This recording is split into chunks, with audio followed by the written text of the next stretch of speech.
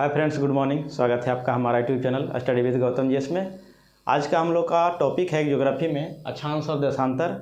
तो हम लोग अक्षांश और देशांतर से कुछ प्रश्नों को पार्ट 1 के माध्यम से क्लियर करेंगे और देखेंगे। जैसा कि आप जानते हैं कि अक्सर एग्जाम में पूछे जाते हैं अक्षांश और देशांतर से प्रश्न, कर्क रेखा, मकर रेखा, भारतीय मानक समय रेखा, ग्रीनविच रेखा से। तो उन सारे प्रश्नों को हम लोग एक अच्छे मैप के माध्यम से, कॉन्सेप्ट के माध्यम से क्लियर करेंगे। तो चलिए आइए देखते हैं कुछ बेसिकली प्रश्नों को। जैसे कि हम जानते हैं कि यह ग्लोब है और इसके माध्यम से हम प्रश्नों को क्लियर करेंगे। तो ग्लोब का जो ऊपर का जो छोर होता है, ये इसको उत्तरी ध्रुव कहते हैं, उत्तरी ध्रुव। और ये जो छोर है इसको दक्षिणी ध्रुव कहा जाता है, दक्षिणी ध्रुव। और यहाँ से एक प्रश्न पूछा जाए कि उत्तरी ध्रुव का खोज किसने किया था, तो खोज में हम लोग करेंगे रॉबर्ट पियरी। रॉबर्ट पियरी ने उत्तरी ध्रुव का खोज किया। उसी प्रकार से दक्षिणी ध्रुव का अगर खोज बोला जाए, दक्षिणी ध्रुव का खोज किसने किया, तो एमंडसन। यहाँ से एक व्यक्ति का नाम याद रखेंगे जिनका नाम था एमंडसन।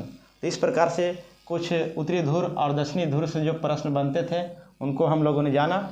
और ये हम लोग जानते हैं कि ऊपर से नीचे अर्थात उत्तर से दक्षिण, ये हो गया उत्तर और ये हो गया क्या, दक्षिण। तो उत्तर से दक्षिण खींची जाने वाली सभी रेखाओं को क्या कहा जाता है, देशांतर रेखा कहा जाता है।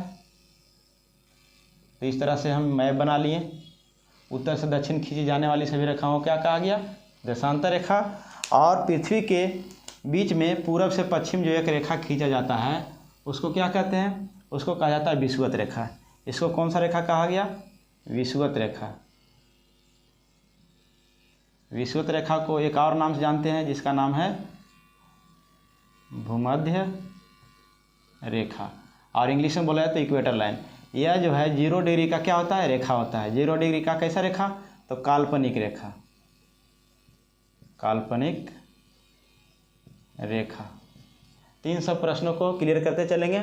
अब देखेंगे कि उत्तर से दक्षिण खींचे जाने वाली रेखा को देशांतर रेखा, तो उसी प्रकार से पूरब से जो पश्चिम या पश्चिम से जो पूरब रेखा खींचा जाएगा उसको क्या कहेंगे, अक्षांश रेखा कहेंगे। तो इस तरह से जो खींचा गया है रेखा पूरब से पश्चिम या पश्चिम से पूरब, उसको कौन सा रेखा बोला जाता है, अक्षांश रेखा।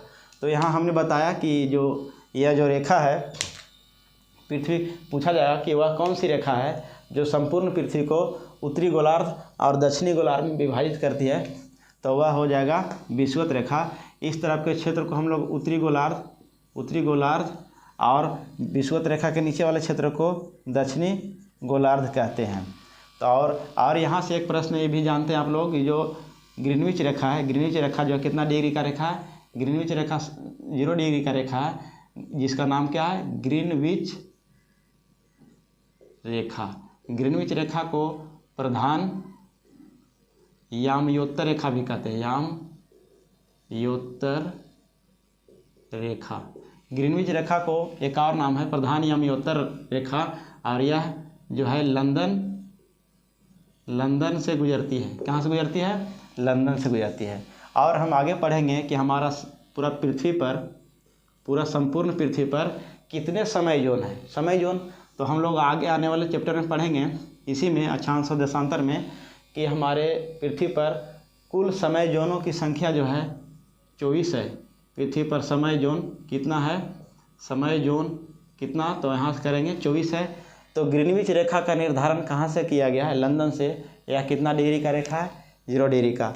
और यह जो 0 डिग्री का रेखा है, जो ग्रीनविच रेखा, यह संपूर्ण पृथ्वी को 2 गोलार्ध में विभाजित करती है। एक तरफ का है पूर्वी गोलार्ध और एक तरफ का करती है कौन, पश्चिमी गोलार्ध। पूर्वी गोलार्ध और पश्चिमी गोलार्ध में विभाजित करने वाली जो है रेखा कौन है, ग्रीनविच रेखा, जो लंदन से होकर गुजरती है। तो इन सब रेखा से प्रश्न हम लोग जाने। अब हम लोग जानेंगे अक्षांश रेखा, क्योंकि पार्ट 1 में हम लोग अक्षांश रेखा संबंधित प्रश्नों को ही जानेंगे और सेकेंड वीडियो में हम लोग देशांतर रेखा संबंधित प्रश्नों को करेंगे। तो पार्ट 1 और पार्ट 2 के माध्यम से अक्षांश और देशांतर का जो प्रमुख प्रश्न है जो अक्सर एग्जाम में देखे जाते हैं, उन प्रश्नों को क्लियर किया जाएगा। तो विद्यार्थी लोग दोनों जा कर के कम से कम देखें ताकि कुछ प्रश्न कलेक्ट हो सके। तो यहाँ से हम लोग अब चलेंगे कि जितना पूरब से पश्चिम या पश्चिम से पूरब रेखाएं खींची जाएगी वे सारी रेखाएं क्या कहलाएगी, अक्षांश रेखा। तो यहाँ अक्षांश रेखा में हम लोग लिखते हैं थोड़ा कि अक्षांश रेखा अगर हम पढ़ेंगे, अक्षांश रेखा जिसको हम लोग लैटिट्यूड कहते हैं, लैटिट्यूड्स लाइन, तो लैटिट्यूड्स लाइन में देखेंगे कि जितना भी पश्चिम ये है अब पूरब है, पश्चिम से पूरब या पूरब से पश्चिम जितना भी खींची जाएगी रेखाएं उसको कहेंगे अक्षांश रेखा, अक्षांश रेखा।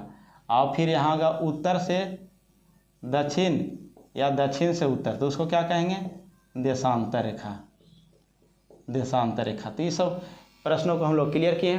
तो अक्षांश रेखा से अब कुछ विशेष प्रश्न ये है कि सबसे पहले अक्षांश रेखा हम जानेंगे कि कुल अक्षांश रेखाओं की संख्या कितनी है। अक्षांश रेखाओं की संख्या कुल कितनी है, तो ये तो हम जानते हैं कि विषुवत रेखा है। अब विषुवत रेखा थोड़ा सा और भी इंडिकेट करते हैं, यह जो है 0 डिग्री का विषुवत रेखा है, जो पहले भी किए हैं विषुवत रेखा। अब विषुवत रेखा का जो नीचे का जो है जो रेखा है 23.5 डिग्री का जो है ये है मकर रेखा, मकर रेखा। और ये जो है 66.5 डिग्री का जो रेखा बना यह है अंटार्कटिक रेखा, अंटार्कटिक रेखा। अंटार्कटिक रेखा को दक्षिण ध्रुवीय अंटार्कटिक रेखा भी कहते हैं। और इसी प्रकार से इसके ऊपर जो 23.5 डिग्री का जो रेखा बनेगा उसको कर्क रेखा कहेंगे, और इसके ऊपर जो 66.5 डिग्री का रेखा बनेगा उसको कहेंगे आर्कटिक रेखा, आर्कटिक रेखा। तो इन सब प्रश्नों को एक एक करके कंप्लीट करते चले और इस तरह से देखेंगे कि अक्षांश और देशांतर से जो प्रश्न बनते थे उन सब प्रश्नों को हम लोगों ने सरलतापूर्वक कंप्लीट किया।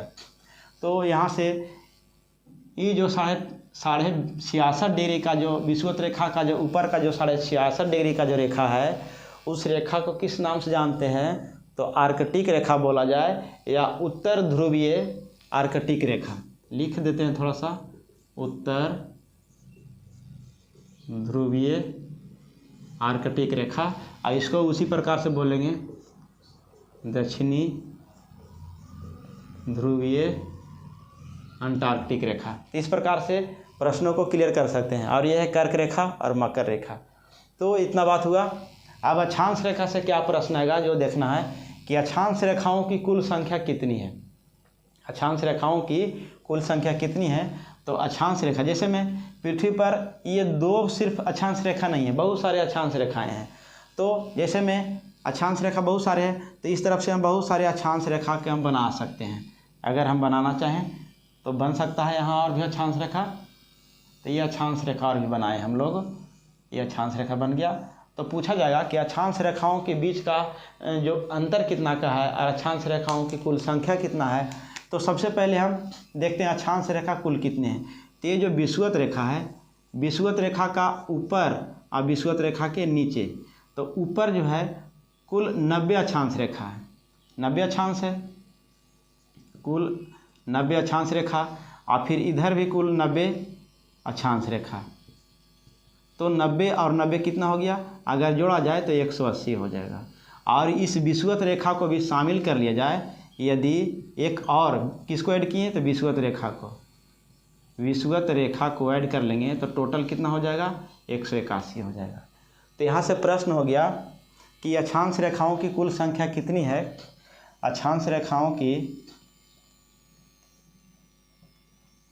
कुल संख्या, अक्षांश का कुल संख्या कितना हो गया, 180। लेकिन उसमें अगर विषुवत रेखा को शामिल कर लेंगे तो कितना हो जाएगा, 181। तो इतना समय प्रश्न याद रखिएगा। अगर पूछ दे कि अक्षांश रेखाओं की कुल संख्या कितनी है तो 180, लेकिन उसमें अगर विषुवत रेखा को शामिल कर लिया जाए तो 181। अगर 180 और 181 दोनों दिया हुआ रहे तो प्रश्न में हम क्या करेंगे, तो हम लोग करेंगे 181 को, लेकिन 181 नहीं रहे तो 180 को क्लियर करना है। तो इतना बात हो गया, संख्या हो गया। और पूछा जाए 2 अक्षांश रेखाओं के बीच की दूरी, जैसे में ये अक्षांश रेखा है, ये भी अक्षांश रेखा है, ये भी अक्षांश रेखा है, तो सभी में दूरी जो है हर जगह क्या रहेगा, समान रहेगा। दूरी हर जगह अक्षांश रेखा क्या रहेगा, समान रहेगा। जैसे में अगर इमेजिन किया जाए तो यहाँ जैसे इस तरह से अक्षांश रेखा हम बनाए हैं। जैसे व्हाइट बोर्ड पे गोल बन नहीं सकता। इसलिए इमेजिन कीजिए कि इस तरफ से राउंड होकर के अक्षांश रेखा इस तरह से रहेगा और फिर इस तरह से रहेगा, जैसे लट्टू रहता है उस तरफ से। तो यह घुरा करके ऐसे किए, एक रेखा मान लेते हैं ये ऐसे घूर गया, तो ये दूसरा रेखा भी तो इस तरह से घूरेगा, फिर तीसरा अक्षांश रेखा इस तरह से, इस तरह से। तो इन दो सब के बीच जो है दूरी जो रहेगा, दूरी जो है हमेशा एक दूसरे के बीच जो है हमेशा क्या होता है, समान होता है। तो दो अक्षांश रेखाओं के बीच का अंतर कितना होता है, तो अंतर अगर बोला जाए इसके बीच में 111 किलोमीटर का अंतर है। तो यहाँ भी अगर रहेगा तो बात एक ही है, 111 किलोमीटर। कहीं भी अगर बोला जाए कि ये इसके बीच दो अक्षांशों के बीच की दूरी कितना है, तो 111 किलोमीटर। तो दो अक्षांशों के बीच की दूरी, दो अक्षांशों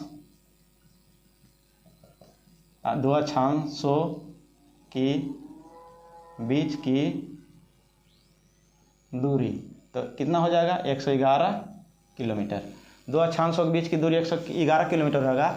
तो अगर अक्षांशों के बीच की दूरी 111 किलोमीटर है तो थोड़ा सा यहाँ देशांतर के बीच की दूरी देख लिया जाए। तो देशांतर की दूरी हर जगह समान नहीं होती है। जैसे आपने देखा कि अक्षांश रेखाओं की दूरी हर जगह समान होती है, 111 किलोमीटर ही सब जगह रहेगा, लेकिन वैसा देशांतर रेखा में है नहीं। देशांतर रेखा का दूरी हर जगह अलग है। देखिए यहाँ देशांतर रेखा थोड़ा कम है, यहाँ थोड़ा सा ज़्यादा है, यहाँ थोड़ा सा ज़्यादा है, यहाँ ज़्यादा है, लेकिन सबसे अधिक ज़्यादा हो जाता है विषुवत रेखा पर, देशांतर रेखा के। तो देशांतर रेखा से प्रश्न बनेगा कि देशांतर रेखा अगर बोल दें, देशांतर रेखा का जो है अंतर, दूरी, चलिए दूरी लिख देते हैं। दूरी सबसे अधिक कहाँ होता है, अधिक होता है विषुवत रेखा पर। देखिए विषुवत रेखा पर ज़्यादा दूर है, लेकिन जैसे दोनों ध्रुवों पर जाएंगे तो धीरे धीरे कम हो गया। विषुवत रेखा पर ज़्यादा, अधिक, और कम कहाँ होता है, कम होता है ध्रुवों पर। दोनों ध्रुवों पर देशांतर रेखा का जो दूरी होता है कम होता है, और विषुवत रेखा पर क्या होता है, अधिक होता है। तो अधिकतम अगर बोल दे कि दो देशांतरों के बीच की दूरी कितनी होती है, तो 111.32 किलोमीटर। आगे आने वाला जो है टॉपिक है पार्ट 2 में भी हम लोग क्लियर करेंगे कि दो देशांतर रेखाओं के बीच की दूरी, जैसे ये एक देशांतर है, फिर ये एक देशांतर है, तो दोनों के बीच का जो अंतर है 111.32 किलोमीटर का। तो थोड़ा सा याद रखना है, गड़बड़ाना नहीं है। अक्षांशों इसके बीच का जो अंतर है अलग होता है, और इसके बीच का जो अंतर है वो अलग है। इसका इतना है और इसका याद रखिएगा इतना है। तो ये तरह से याद रखिएगा, थोड़ा माइंड में सेटअप रखिए कि ये ऐसे जो रहता है अक्षांश, ऐसे जो रहता है देशांतर। तो देशांतर रेखाओं के बीच की दूरी 111.32 किलोमीटर और अक्षांश रेखाओं के बीच की दूरी 111 किलोमीटर। इतना बात हो गया। अब अक्षांश रेखा से प्रश्न याद करेंगे। अक्षांश रेखा से और भी प्रश्न देखेंगे। इतना हो गया। अब अक्षांश रेखा से क्या प्रश्न है कि अक्षांश रेखा से मौसम और तापमान का जानकारी मिलता है। अक्षांश रेखा से किसका जानकारी मिलता है, ये सब प्रश्नों को पॉइंट को हम लोगों ने देखा।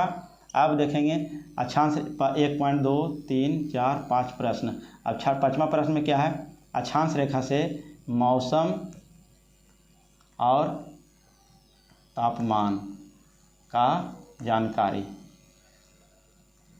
मिलता है, साथ ही साथ जलवायु जो परिवर्तन होते हैं उसका भी कारण क्या है, अक्षांश रेखा ही है, अक्षांश रेखा। ठीक है। तो इस तरह से देखेंगे कि पूछा जाएगा कि निम्नलिखित में से मौसम और तापमान का जानकारी किस रेखा से मिलता है, कर्क रेखा, मकर रेखा, देशांतर रेखा, अक्षांश रेखा। तो यहाँ पर क्या करना है, अक्षांश रेखा। तो अक्षांश रेखा से कुछ प्रश्न ये भी बना, और साथ ही साथ सूर्य के उत्तरायण और दक्षिणायन का भी जानकारी किससे मिलता है, अक्षांश रेखा से। 6ठा पॉइंट में देखेंगे सूर्य का उत्तरायण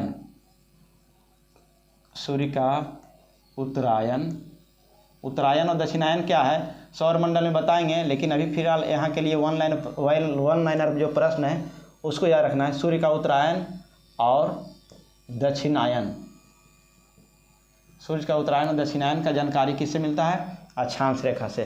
तो अक्षांश रेखा से आने वाले प्रश्नों को हम लोगों ने क्लियर किया। अक्षांश रेखा को लैटिट्यूड लाइन कहते हैं, या पूरब से पश्चिम या पश्चिम से पूरब खींची जाती है। अक्षांश रेखाओं की कुल संख्या जो है कितना है, अक्षांश रेखाओं की कुल संख्या 180 है। अब एक अगर विषुवत रेखा को जोड़ देते हैं तो कितना होता है, 181 हो जाता है। अब दो अक्षांशों के बीच की दूरी कितना है, 111 किलोमीटर, लेकिन देशांतर रेखाओं के बीच की दूरी कितना होती है, अधिकतम होता है विषुवत रेखा पर, अधिकतम कहाँ होता है विषुवत रेखा पर, और कम कहाँ होता है ध्रुव पर। लेकिन अधिकतम अगर देशांतर रेखा का दूरी पूछ दिया जाए तो ये हो जाएगा, तो इतना प्रश्न 111.32 किलोमीटर। उसी प्रकार से मौसम और तापमान का भी जानकारी मिलता है किससे, अक्षांश रेखा से। साथ ही साथ जलवायु में जो परिवर्तन मिलते हैं, क्लाइमेट जो हमारा चेंज होता है, उसका भी जो है कारक कौन है, अक्षांश रेखा है। तो अक्षांश रेखा से कुछ प्रश्न बना। जलवायु परिवर्तन भी होता है किस कारण से, अक्षांश रेखा के कारण से। और सूर्य जो उत्तरायण और दक्षिणायन का जो चर्चा किया जाएगा सौरमंडल में, उसका भी कारण क्या है, अक्षांश रेखाएं। अब अक्षांश रेखा खत्म हुआ, अब हम लोग देखेंगे विषुवत रेखा। क्या देखना है, विषुवत रेखा। विषुवत रेखा जिसको हम लोग क्या कहते हैं, भूमध्य रेखा भी कहते हैं, भूमध्य रेखा। और इंग्लिश में बोला जाता है equator line, equator LIN, equator line. तो अब भूमध्य रेखा से क्या प्रश्न है, भूमध्य रेखा से प्रश्न आप पहले से भी जानते हैं कि पृथ्वी के बीचों बीच पूर्व से पश्चिम खींची जाने वाली रेखा को क्या कहते हैं, भूमध्य रेखा कहते हैं। और यहाँ से एक प्रश्न याद हो जाएगा कि भूमध्य रेखा का जो अगल बगल का जो क्षेत्र है, भूमध्य रेखा का जो अगल बगल का जो क्षेत्र है, इस तरफ का जो क्षेत्र भूमध्य रेखा का, इस भूमध्य रेखीय जो प्रदेश में, भूमध्य रेखीय जो अगल बगल का जो क्षेत्र में जो वन पाए जाते हैं, वह पाए जाते हैं सदाबहार वन। तो यहाँ से थोड़ा सा याद रखना है कि सदाबहार वन भूमध्य रेखीय प्रदेश में पाया जाता है। कौन सा वन पाया जाएगा, सदाबहार वन। सदाबहार वन कहाँ पाए जाते हैं, भूमध्य रेखा के क्षेत्र में। तो यहाँ से हम लोगों ने क्लियर किया, एक पॉइंट जाना कि विषुवत रेखीय प्रदेश में कौन सा वन पाया जाएगा, सदाबहार वन, सदाबहार वन पाया जाएगा। और सदाबहार वन के साथ साथ जो है यहाँ भूमध्य रेखा पर दिन और रात की अवधि कितना घंटा का होता है, 12 घंटे का, 12 घंटे का दिन और 12 घंटे का क्या होता है, रात होता है। तो यहाँ से एक और प्रश्न जाने कि भूमध्य रेखा पर दिन और रात की अवधि क्या होता है, दिन रात की अवधि क्या होता है, 12 घंटे की होती है, मतलब बराबर होती है, बराबर होती है। इतना बात हो गया। और साथ ही साथ प्रत्येक दिन एक और प्रश्न याद रखेंगे, प्रत्येक दिन 12 बजे के बाद, 12 बजे के बाद यहाँ संवहनीय वर्षा होता है, संवहनीय वर्षा होता है। तो यहाँ से प्रश्न इससे इम्पोर्टेंट है, इसको हमेशा याद रखेंगे कि संवहनीय वर्षा पृथ्वी पर सर्वाधिक मात्रा में 12 बजे के बाद जो होता है दिन को, कब होता है, तो यहाँ विषुवत रेखा पर होता है। तो यहाँ से एक और प्रश्न बना कि संवहनीय वर्षा सब विषुवत रेखा के आसपास की बातें हैं। तो संवहनीय वर्षा कै बजे होता है, 12 बजे के बाद, 12 बजे के बाद कौन सा वर्षा होता है, संवहनीय वर्षा। तो इतना बात हो गया। तो संवहनीय वर्षा हो गया। अगर वर्षा की बात आ जाए, संवहनीय वर्षा की, तो यहाँ से एक हम लोगों ने संवहनीय वर्षा पढ़ा, एक हम लोग पढ़ेंगे ज्योग्राफी में पर्वतीय वर्षा, पर्वतीय वर्षा। हालांकि पर्वतीय वर्षा इस ग्लोब से संबंधित नहीं है अभी, अक्षांश और देशांतर से, लेकिन यहाँ से एक प्रश्न बता देते हैं कि पर्वतीय वर्षा क्या है। विश्व में जो सर्वाधिक वर्षा होती है, विश्व में वर्षा जो होती है सर्वाधिक मात्रा में, वह होता है पर्वतीय वर्षा के माध्यम से। और भारत में जो वर्षा होती है, भारत में वो होता है संवहनीय वर्षा के माध्यम से। तो पूछ दिया जाएगा कि विश्व में जो वर्षा होती है सबसे अधिक मात्रा में कैसी वर्षा होती है, तो पर्वतीय वर्षा। और भारत में सबसे अधिक मात्रा में जो वर्षा होती है वह कौन सा वर्षा होता है, तो संवहनीय वर्षा होता है। इस तरह के प्रश्नों को हमेशा क्लियर करते चलेंगे। अक्षांश अभी पढ़ रहे हैं हम लोग, अक्षांश, और नेक्स्ट वीडियो में हम लोग पढ़ेंगे सेकेंड पार्ट में देशांतर। तो पहले इस वीडियो को, इस चैप्टर को, इस पार्ट 1 को हम लोग अच्छा ढंग से क्लियर करेंगे। तो यहाँ से हो गया संवहनीय वर्षा भारत में, और पर्वतीय वर्षा विश्व में होता है। इतना सारा हम लोग विषुवत रेखा से प्रश्न पढ़े। आप देखेंगे कर्क रेखा और मकर रेखा। तो यहाँ से देख लेते हैं। अब हम लोग का एक चैप्टर आ गया और टॉपिक आ गया कर्क रेखा। क्या है कर्क रेखा, कर्क रेखा जिसको हम लोग कहते हैं Tropic of Cancer, Tropic of Cancer. कर्क रेखा हमने बताया कि विषुवत रेखा के ऊपर जो 23.5 डिग्री का रेखा है उसे क्या कहते हैं, कर्क रेखा है। और कर्क रेखा से हम पहले ही बता दिए हैं, यह कर्क रेखा से प्रश्न एक हिट है जो जानते हैं कि भारत में कर्क रेखा कितने राज्यों से होकर गुजरती है, तो 8 राज्यों से होकर के गुजरती है। 8 राज्य कौन है? तो उसका एक ट्रिक है, मित्र पर गमछा झार। इस ट्रिक पे बैठ जाएगा। इस ट्रिक के अनुसार जो है 8 राज्यों से कर्क रेखा भारत में होकर गुजरती है। मी से क्या हो गया? मिजोरम। मिजोरम। तरह से क्या हो गया? त्रिपुरा। पास हो गया क्या? पश्चिम बंगाल। र से क्या हो गया? राजस्थान। और ग से क्या हो गया? गुजरात।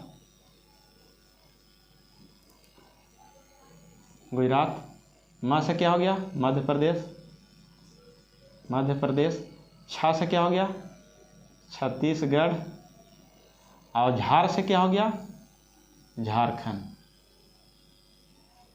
तो अब देखिए प्रश्न कै गो हो गया। तो यहाँ से बोले थे कि कर्क रेखा भारत के 8 राज्यों से होकर गुजरती है। भारत के 8 राज्यों से गुजरती है, मिजोरम, त्रिपुरा, पश्चिम बंगाल, राजस्थान, गुजरात, मध्य प्रदेश, छत्तीसगढ़ और झारखंड। तो 1 2 3 4 5 6 7 8 ये ट्रिक याद रखिए, मित्र पर गमछा झार। तो इसे 8 राज्य याद हो जाएंगे कौन कौन से राज्य से कर्क रेखा गुजरती है। और यहाँ से अगर एक प्रश्न ऐसे पूछ दे इंडिविजुअली रूप से कि वह कौन सी राज्य की राजधानी है जिससे होकर के कर्क रेखा गुजरती है, तो यहाँ से बोल दीजिएगा रांची से गुजरती है। एक क्या हो जाएगा? रांची से। राजधानी अगर पूछ दे तो यहाँ क्या हो जाएगा? रांची। ये बार बार प्रश्न पूछा जाता है कि वह कौन सा राज्य है जिसका राजधानी से होकर के कर्क रेखा गुजरती है, तो झारखंड की राजधानी कहाँ है? रांची। रांची से गुजरती है। इतना बात क्लियर है। अब कर्क रेखा क्या है? कर्क रेखा से और भी प्रश्न ये है कि 8 राज्यों से होकर गुजरती है। और इस तरह से हम एक प्रश्न यहाँ छोड़ दिए हैं विषुवत रेखा में।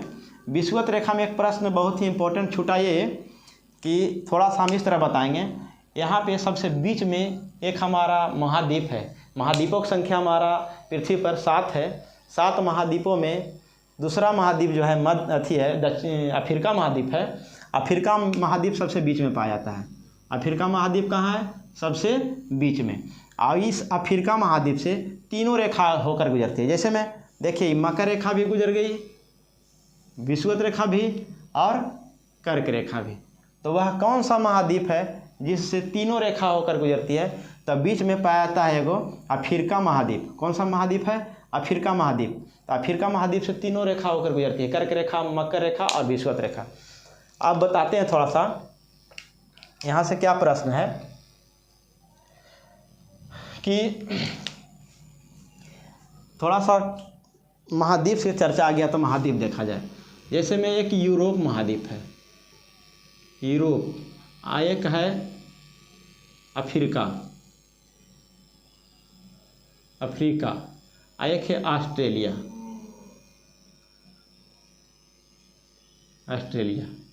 ऑस्ट्रेलिया से सिर्फ मकर रेखा गुजरती है।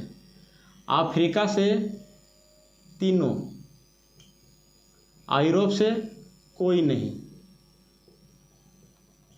याद रखिएगा वह कौन सा महाद्वीप है जिससे कोई भी कर्क रेखा, मकर रेखा, विषुवत रेखा हो करके नहीं गुजरती है? कोई नहीं तो यूरोप। और तीनों गुजरता है तो अफ्रीका से। और सिर्फ मकर रेखा गुजरता है तो किससे? ऑस्ट्रेलिया से। ऑस्ट्रेलिया महाद्वीप जो है इसमें सिर्फ मकर रेखा गुजरती है। तो यहाँ से प्रश्न आ जाएगा कि ऑस्ट्रेलिया जो है, ऑस्ट्रेलिया में देखिए यहाँ बताते हैं, ये जो मकर रेखा जो है, एक मकर रेखा की बात आ जाएगा। ये मकर रेखा, तो मकर रेखा ऑस्ट्रेलिया जो है यहाँ पे स्थित है। ऑस्ट्रेलिया यहाँ पे स्थित है मकर रेखा पे। तो मकर रेखा पे जब ऑस्ट्रेलिया स्थित है तो यहाँ एक नदी बहती है जिसका नाम है लिम्पोपो नदी मकर रेखा को इस तरह से बह करके अब फिर से काट देती है। जैसे में ये मकर रेखा है तो मकर रेखा को इस तरफ से बहते हुए गया लिम्पोपो नदी और फिर से दोबारा इधर रिटर्न आ गया। तो एक बार तो यहाँ काटा, फिर दूसरा बार यहाँ काटा। तो यहाँ से प्रश्न बन गया कि ऑस्ट्रेलिया में, यहाँ जो ऑस्ट्रेलिया इस तरफ है, थोड़ा डायग्राम से थोड़ा सा समझने का प्रयास कीजिएगा कि लिम्पोपो नदी ऑस्ट्रेलिया में बहती है। ऑस्ट्रेलिया में कौन सा रेखा को 2 बार काटेगी? तो यहाँ से मकर रेखा को 2 बार काटने वाली नदी कौन नदी हो गई? तो लिम्पोपो नदी। उसी प्रकार से यहाँ एक भारत है। क्या है? भारत यहाँ स्थित है। विषुवत रेखा से दूरी थोड़ा सा है भारत। भारत यहाँ पे स्थित है। यहाँ है भारत, तो इस तरह से भारत समझेंगे। अब भारत से एक रेखा गुजरा जिसका नाम है क्या, कर्क रेखा।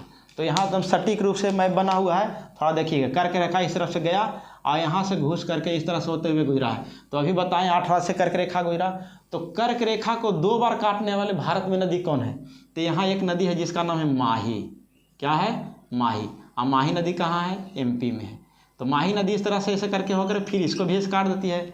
तो माही नदी कर्क रेखा को कई बार काटती है? 2 बार काटती है। और 2 बार काटती है, कहाँ काटती है? भारत में। माही नदी कहाँ बहती है? भारत में। फिर से एक बार, लिम्पोपो नदी ऑस्ट्रेलिया में। मकर रेखा को 2 बार काट दिया। कर्क रेखा को माही नदी, कर्क रेखा को कौन नदी? माही नदी। याद रखना है, माही नदी कई बार काटा? 2 काटा, 2 बार। 2 बार क्या किया? काटा।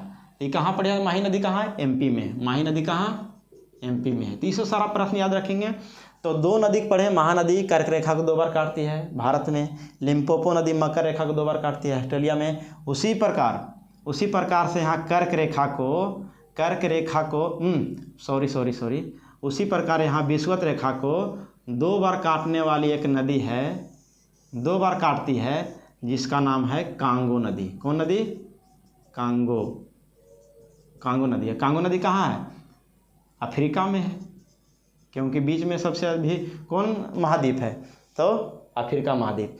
तो विषुवत रेखा को 2 बार काटने वाली नदी कौन है? कांगो नदी। इस प्रकार से तो यहाँ से हम विषुवत रेखा में पढ़ेंगे कि कांगो नदी 2 बार काटती है किसको?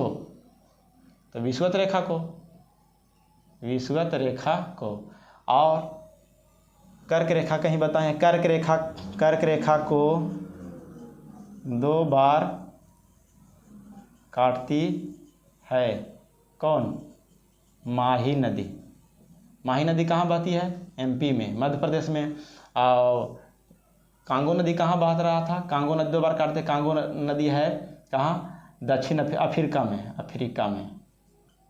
अफ्रीका में, इसे याद रखना है।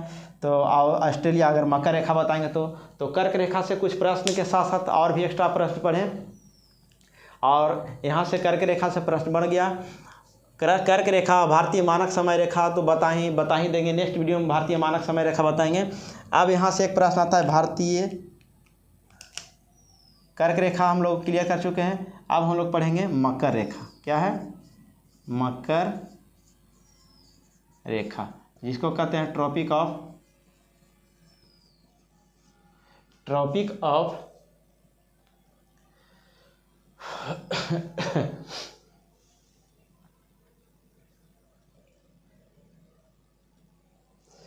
चलिए ठीक है। तो हम लोग कर्क रेखा पढ़ रहे हैं, फिर मकर रेखा पढ़ेंगे। अब इसको कहते हैं Tropic of Capricorn, CAPRICON, Capricorn. Tropic of Capricorn के नाम जानता है मकर रेखा को। मकर रेखा से एक महाद्वीप से गुजरता है, जिसका नाम बताए हैं ऑस्ट्रेलिया किस रेखा पर स्थित है? मकर रेखा। और मकर रेखा को 2 बार काटती है कौन नदी? लिम्पोपो नदी। अब थोड़ा सा यहाँ से प्रश्न क्लियर करेंगे। तो यहाँ से हम लोगों ने क्लियर किया कुछ प्रश्नों को। तो यहाँ देख लेंगे कि विषुवत रेखा के नीचे कर्क रेखा 23.5 डिग्री वाला जितना भी रेखा होगा, विषुवत रेखा का ऊपर 23.5 डिग्री जितना भी रेखा होगा कर्क रेखा कहलाएगा। 66.5 डिग्री पर जो रेखा होगी वो आर्कटिक रेखा। उसी प्रकार से 66.5 डिग्री दक्षिण में जो होगा अंटार्कटिक रेखा कहलाएगा। इस तरह से प्रश्नों को हम लोगों ने क्लियर किया। एक बार रिवीजन कर लेते हैं ताकि भुलाए नहीं कुछ प्रश्नों को। जैसे कि हमने पढ़ा अक्षांश रेखा और देशांतर रेखा। फिर से एक बार, कांगो नदी विषुवत रेखा को 2 बार काटती है दक्षिण अफ्रीका में। अफ्रीका में काटती है, दक्षिण अफ्रीका नहीं, अफ्रीका में ही। दक्षिण अफ्रीका उत्तर अफ्रीका है। तो अफ्रीका में कांगो नदी विषुवत रेखा को 2 बार काटा। उसी प्रकार से माही नदी कर्क रेखा को कई बार काटा? 2 बार काटा। उसी प्रकार से मकर रेखा को लिम्पोपो नदी कई बार काटा? 2 बार काटा। और 2 बार काटने के साथ साथ यहाँ से पूछा जाए कांगो नदी कहाँ है, लिम्पोपो नदी कहाँ है, माही नदी कहाँ है। तो अधिकतर प्रश्नों को हम लोगों ने इस वीडियो के माध्यम से क्लियर किया। जो विद्यार्थी इस वीडियो को देख रहे हैं वो इसका सेकेंड वीडियो भी देख लें, ताकि अक्षांश और देशांतर से जो आने वाला जो कुछ महत्वपूर्ण प्रश्न है वो क्लियर हो सके। तो इस वीडियो को देखने के लिए धन्यवाद। मिलते हैं हम अगले वीडियो में।